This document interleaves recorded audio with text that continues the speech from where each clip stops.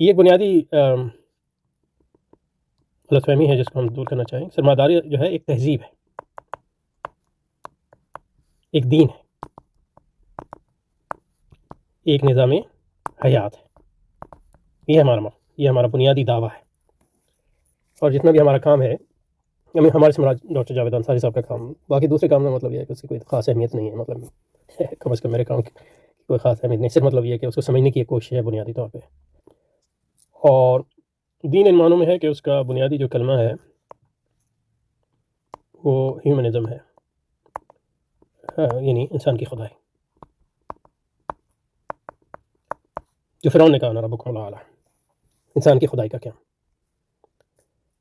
اور یہ مطلب یہ ہے کہ یہ کوئی ہم نہیں کہہ رہے مغربی، مطلب یہ کہ کانٹ اور ہیگل مثلاً سرمایہ داری کی بنیادی مفکرین میں سے ہیں، ان کے ہاں جو ہے اس کا بالکل مکمل اظہار ملتا ہے، اور ہم نے اپنے دوسرے جو ویڈیوز میں اس پر بات بھی کی۔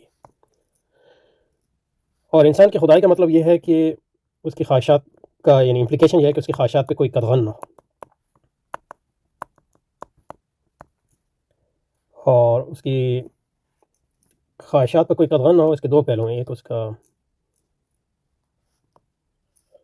واقعاتی پہلو ہے، اور ایک اس کا جس کو کہتے ہیں ویلیو کو انگریزی اردو میں کیا کہیں گے۔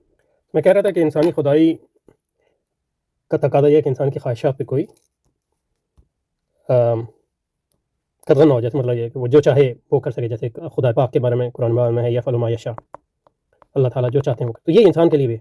تو اس پہ جو قدغن ہے ایک تو واقعاتی ہے، یعنی ہماری اس پہ لمیٹیشن ہے، میں اوپر اڑنا چاہتا ہوں لیکن اس پہ میری لمیٹیشن ہے، فطری لمیٹیشن ہے، اس کو ان لمیٹیشنز کو جو ہے عبور کرنا یا کم سے کم کرنا، اور ایمانی کہہ لیں لمیٹیشن، یعنی ایمانی لمیٹیشن آتی ہے مذہب کے ذریعے اور ان عقائد کے ذریعے جو انسان کو بندہ سمجھتے ہیں، ان میں سچے عقائد بھی ہیں، برے عقائد بھی ہیں، یعنی ہر گمراہی جو ہے انسان کو خدا تو نہیں سمجھتی۔ اب یونانی جو ہے انسان کو خدا نہیں سمجھتے تھے، یا دوسرے لوگ عیسائی، یعنی عیسائیوں میں ایک عیسائیت کی تو ایک بنیادی خامی ہے، مطلب یہ اکثر یہودی انسان کو خدا نہیں سمجھتے، یا بہت سے بت پرست بھی یعنی انسان کو خدا نہیں سمجھتے۔ تو یہ انسان کو خدا سمجھنا ایک خاص قسم کی گمراہی ہے، اور اس گمراہی اور انسان کو خدا سمجھنے، تمام انسان کو خدا سمجھنے کی گمراہی جو ہے وہ سرمایہ داری نہیں ہوتی، لیکن یہ ایک خاص قسم کی سرمایہ داری ابھی اس کے بعد۔ تو اصل اس تہذیب کا جو ایمان ہے وہ انسان کی خدائی پہ ہے۔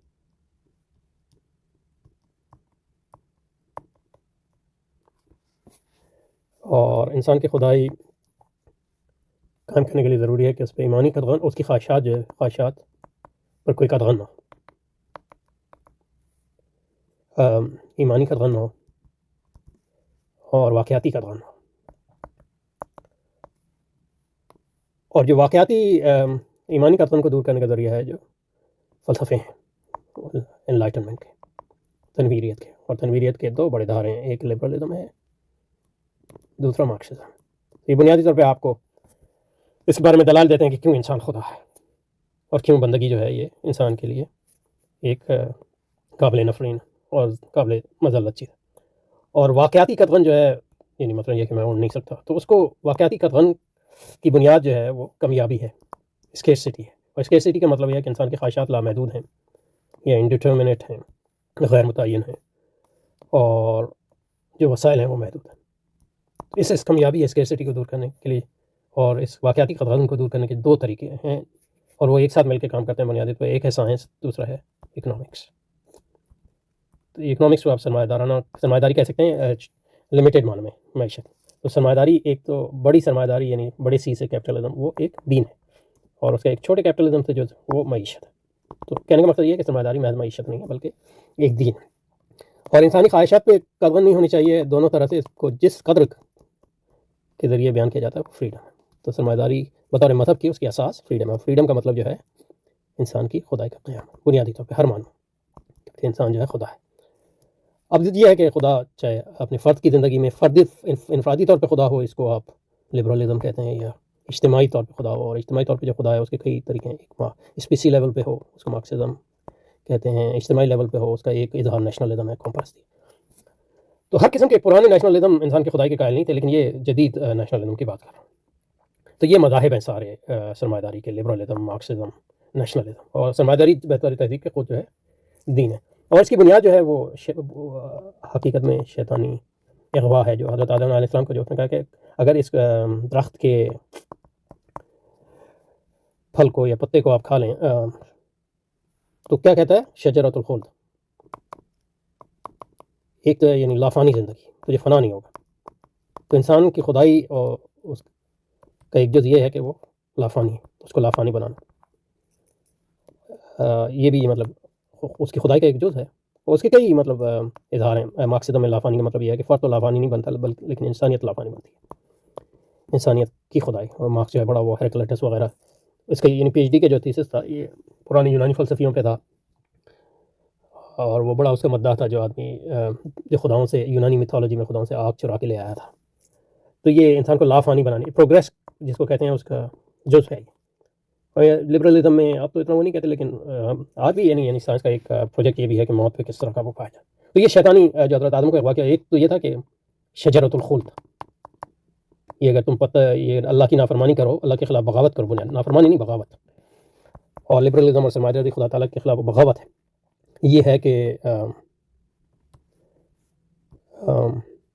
تمہیں فنا سے ماورا ہو جاؤ گی، لافانیت نصیب ہوگی، امورٹیلٹی. اور یہ پروگریس کے عقیدے کے اندر آتا ہے. اور دوسری چیز شیطان نے کی تھی ملک لا یبلا، ایک ایسا کنگڈم جس کو کنگڈم آف اینڈ کہتا ہے کانٹ، ایسا ملک جس کو کبھی فنا نہیں ہوگا. ایک تو لافانیت یعنی تم خود فنا نہیں ہوگے چاہے انفرادی طور پہ یا اسپیسی لیول پہ، یہ. اور دوسرا یہ کہ تمہیں ایک ایسا ملک، اسی کو مطلب آپ کہتے ہیں دنیا میں پروگریس کے یہ دونوں ہے. پروگریس کا مطلب یہ ہے کہ انسان لافانی ہو جائے اور ایک ایسی دنیا جو ہے وہ جنت بن جائے، ملک لا یبلا جس کو کہتے ہیں. اور خواہشات پر قدغن کے ماورا جانے کے اس عمل کو قرآن پاک میں مطلب یہ کہا گیا کہ یہ انسان کو خود انسان کی خدائی ہے. یہ افرائیت من اتخذ الہہ ہواہ، تو نے اس شخص کو نہیں دیکھا جس نے اپنی خواہشات کو اپنا تو خواہشات سے اوپر اٹھنے کا یہ عمل جو ہے انسان کی خدائی کا عمل، حقیقت میں یہ انسان کی خدائی قائم نہیں کرتا بلکہ خواہشات کی خدائی قائم کرتا ہے. اور خواہشات جو ہے وہ ایک یعنی میری جو خواہش ہے وہ میری خواہش اس وقت تک ہے جب وہ میرے تابع ہو، لیکن یہ کہ جب میں اس خواہش کے تابع ہو جاتا ہوں تو خواہش جو ہے میری خواہش نہیں رہتی، وہ خواہش خود ایک اپنا وجود اختیار کرتی. تو مغربی تہذیب کا دعویٰ انسان کی خدائی کا قیام ہے، لیکن جس چیز کی اس نے خدائی قائم کی وہ خواہشات ہے. اور خواہشات کی جب خدائی قائم ہوتی ہے تو وہ انسان کی خواہشات نہیں رہتی بلکہ خواہشات اپنا خود ایک وجود اختیار کر رہتی ہیں، اور سارے انسان ان خواہشات کو خدا مانتا ہے اور ان کے خواہشات کے پیچھے جو ہے چلتا ہے. اس انسان اس دنیا کو جو ہے جنت نہیں بناتا، حقیقت میں جہنم بناتا ہے، جیسے قرآن پر ظہر الفساد فی البر والبحر بما کسبت ایدی الناس. تو یہ ہے مغربی تہذیب، یہ ہے سرمایہ داری، یہ معاشی نظام نہیں ہے. اور یہ جو کچھ میں نے یہاں کہا اس میں سے ایک چیز بھی میں نے اپنی طرف سے نہیں کی، یہ سب ڈاکٹر جاوید انصاری صاحب کی فکر سے ہے مجھے، اور یہ سب ان کی کتابوں میں موجود ہے.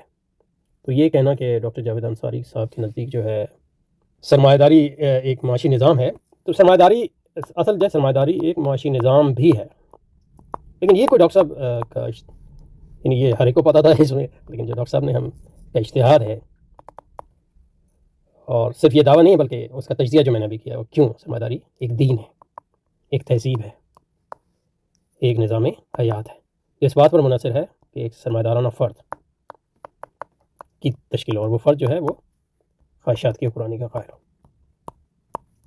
اور جس کو عقل کہتے ہیں وہ بھی خواہشات کے حصول کا ایک ذریعہ ہے، وہ خواہشاتی عقل ہے.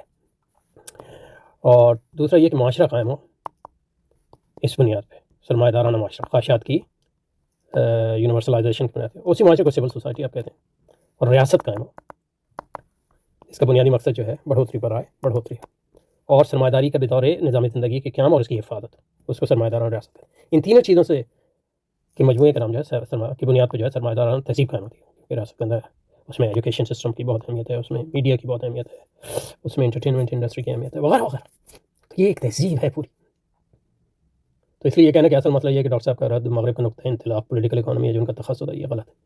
ڈاکٹر صاحب کے کئی تخصصات ہیں، پولیٹیکل اکانومی، محض پولیٹیکل اکانومی ان کا تخصص نہیں ہے، اور ان کا نقطہ انطلاق یہ نہیں ہے سرمایہ داری ایک معاشی نظام، سرمایہ داری ایک تہذیب ہے. اور یہ ان کی ساری کتابوں میں موجود ہے. مثلا projecting progress, freedom and progress کو دیکھ لیں. اگر اس کو دیکھ لیتے تو یہ پورا جو تبصرہ ہے اس کو اس کا رد مل جاتا آپ کو، کیونکہ اس کا پہلا چیپٹر ہی ایپسٹمولوجی اور انٹالوجی پہ ہے، اور وہی سرمایہ داری کی بنیاد ہے. اس کے بعد جو ہے کیپٹلسٹ مارکیٹ پہ آئے ہیں، پھر کیپٹلسٹ اسٹیٹ پہ آئے ہیں، پھر جو ہے اکنامکس پہ آئے ہیں اور پولیٹیکل سائنس پہ آئے ہیں. وغیرہ وغیرہ. تو یہ بنیادی بات اس میں ہماری آ گئی. تو انشاءاللہ اس کی ایک نشست کم از کم اور کریں گے، کیونکہ کچھ اور باتیں بھی ہیں جو ان صاحب نے بیان کی، جو بہت سے اور لوگ بھی بیان کرتے ہیں، جو ہاف بیکڈ مفکرین ہمارے یہاں، ان کی بہتات ہو گئی ہے. تو میں ایک مطلب یہ کہ ڈاکٹر صاحب کی طرف سے اور اپنی، یعنی میرا یہ نقطہ نظر ہے. ڈاکٹر صاحب کے کئی اور شاگرد ہیں، ان کا نقطہ نظر مجھ سے مختلف ہو سکتا ہے اور ہونا بھی چاہیے. میں کسی کو یعنی ریپرزینٹ نہیں کر رہا، میں اپنے آپ کو ہی ریپرزینٹ کر رہا ہوں. میں ریپرزنٹیشن کے قائل نہیں ہے عنوان. ٹھیک ہے، سبحانک اللہم و بحمدک، نشہد ان لا الہ الا انت، نستغفرک و نتوب الیک.